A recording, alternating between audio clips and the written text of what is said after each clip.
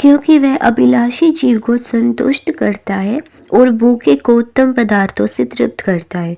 जो अंधियारे और मृत्यु की छाया में बैठे और दुख में पड़े और बेड़ियों से जकड़े हुए थे, इसीलिए कि वे परमेश्वर के वचनों के विरुद्ध चले और ब्रह्म प्रधान की सम्मति को तुच्छ जाना। तब उसने उनको कष्ट के द्वारा दबाया। वे ठोकर खाकर गिर पड़े और उनको कोई सहायक न मिला। तब उन्होंने संकट में यहोवा की दुहाई दी और उसने सकेती से उनका उद्धार किया। उसने उनको अंधियारे और मृत्यु की छाया में से निकाल लिया और उनके बंधनों को तोड़ डाला। लोग यहोवा की करुणा के कारण और उन आश्चर्य कर्मों के कारण जो वह मनुष्यों के लिए करता है उसका धन्यवाद करें, क्योंकि उसने पीतल के फाटकों को तोड़ा और लोहे के बेंडों को टुकड़े टुकड़े किया। मूढ़ अपनी कुचाल और अधर्म के कामों के कारण अति दुखित होते हैं और उनका जी सब भांति के भोजन से मिचलाता है और वे मृत्यु के फाटक तक पहुंचते हैं। तब वे संकट में यहोवा की दुहाई देते हैं और सब सकेती से उनका उद्धार करता है। वह अपने वचन के द्वारा उनको चंगा करता और जिस गड्ढे में वे पड़े हैं उससे निकालता है। लोग यहोवा की करुणा के कारण और उन आश्चर्य कर्मों के कारण जो वह मनुष्यों के लिए करता है उसका धन्यवाद करें और वे धन्य बलि चढ़ाएं और जय जयकार करते हुए उसके कामों का वर्णन करें।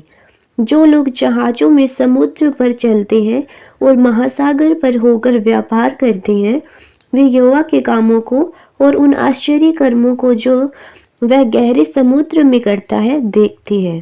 क्योंकि वह आज्ञा देता है तब प्रचंड बयार उठकर तरंगों को उठाती है।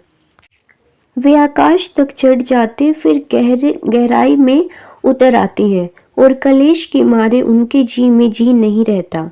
वे चक्कर खाते और मत वाले की भांति लड़खड़ाते हैं और उनकी सारी बुद्धि मारी जाती है। तब वे संकट में यहोवा की दुहाई देते हैं और उनको सकेती से निकालता है। वह आंधी को शांत कर देता है और तरंगे बैठ जाती हैं।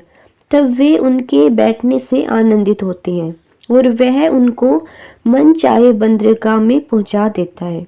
लोग यहोवा की करुणा के कारण और उन आश्चर्य कर्मों के कारण जो वह मनुष्यों के लिए करता है उसका धन्यवाद करें और सभा में उसको सराहें और पुरनियों की बैठक में उसकी स्तुति करें। वह नदियों को जंगल बना डालता है और वह जल के सोतों को सूखी भूमि कर देता है।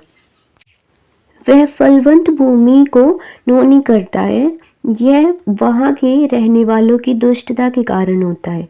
वह जंगल को जल का ताल और निर्जल देश को जल के सोते कर देता है और वहाँ वह भूखों को बसाता है कि वे बसने के लिए नगर तैयार करें और खेती करें और दाख की बारियां लगाएं और भांति भांति के फल उपजा लें।